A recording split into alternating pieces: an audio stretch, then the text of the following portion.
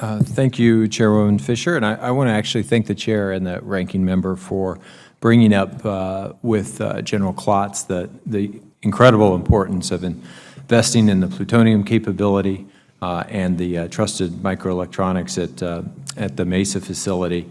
And I would just, add to that the importance not only from a physical investment point of view, but the incredible importance of the intellectual capacity we have at those two facilities. General Klotz, you mentioned the potential for the talk of a whole of government approach, and I would just, my 2 cents, proceed cautiously, because first and foremost, we need to make sure we get this right for NNSA's requirements and needs, and those can be very different from other U.S. agencies. Ms. Kange, I wanted to ask you, I was really pleased to be at the WIPP facility in January when waste disposal operations were restarted. Going forward, what are some of the key milestones and the timeline for restoration to full operation at the WIPP facility? Thank you. We too were very excited with the resumption of activities and operations at WIPP. As you may know, we started shipping waste from the generator sites to WIPP for disposal beginning in April of this year. And when we first started, we were limited to 2 shipments per week. We have shipped waste from Idaho, from Savannah River, and also from Waste Control Specialists facility in Texas. And we are now up to 3 shipments per week. We will be adding shipments from the Oak Ridge site and also the Los Alamos site later this year. So there are plans underway to increase the number of generator sites sending the waste.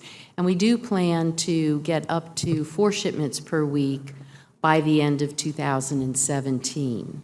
Of course, one of our challenges with being able to resume full operations or the level of operations prior to the shutdown by the ventilation system. So as I'm sure you know, we have an important capital asset project underway for the installation of a new ventilation system and an exhaust shaft.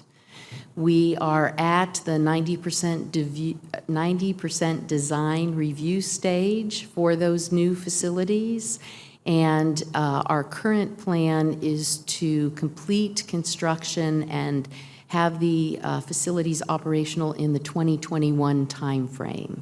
It's at that point that we will be able to resume full operations and go back to what we were, which was approximately 17 shipments per week. Great. So, Ms. Kange, in addition to the operating funds for WIPP, and as you mentioned, the investments in the construction of the new exhaust shaft and the ventilation system, one of my concerns is that WIPP is reporting a backlog of about $25 million in FY18 for really critical upgrades for key fire safety systems, for instrumentation, for infrastructure. Your budget request of $323 for 18 is certainly below what I think WIPP needs at this point, and I just want you to know that I'll be working to increase the funding for WIPP when we mark up the FY18 NDAA.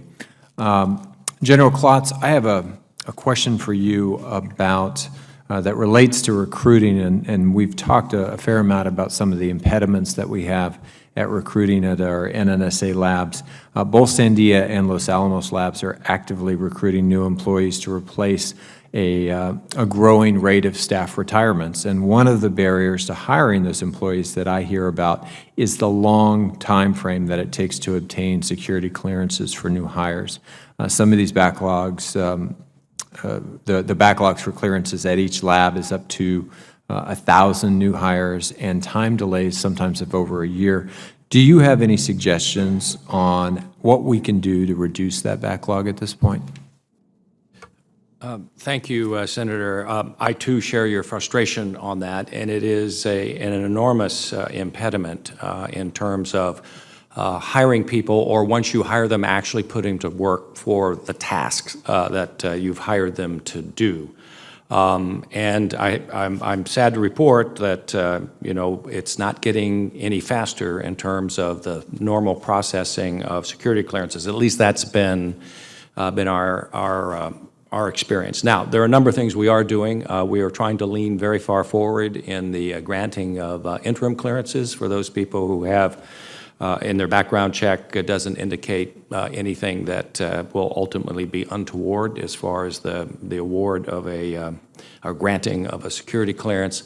The other thing I've seen going on at both our national laboratories and our production plants, which I commend them on, is going ahead and bringing people on and then starting the process of doing work that is unclassified. For instance, I was at Kansas City plant not long ago where they have sort of a basic course on how you do soldering and putting together the various types of components which they produce there at Kansas City, but doing it in an unclassified setting so that when their clearances come through, they're able to move over.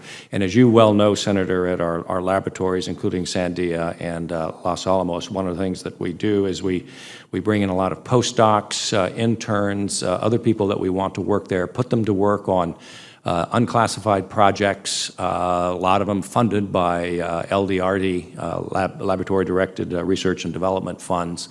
And then as they get their clearances, then they can move over to jobs that require those clearances. Would you agree that LDRD is an absolutely critical component to be able to recruit the quality of applicants that we need, especially given some of the older infrastructure, the competition with Silicon Valley and other issues, and the remoteness of some of these sites to the ability to get the best of the best into these national labs? Absolutely. It serves, and I appreciate your personal support in stressing the importance of LDRD over these past few years. It's extraordinarily important way in which to recruit the best and brightest out of our graduate school programs to the laboratories and to give them some challenging science work to do, work that they can publish and continue to, because it's unclassified for the most part, and then allow them to build up their credibility among their peers.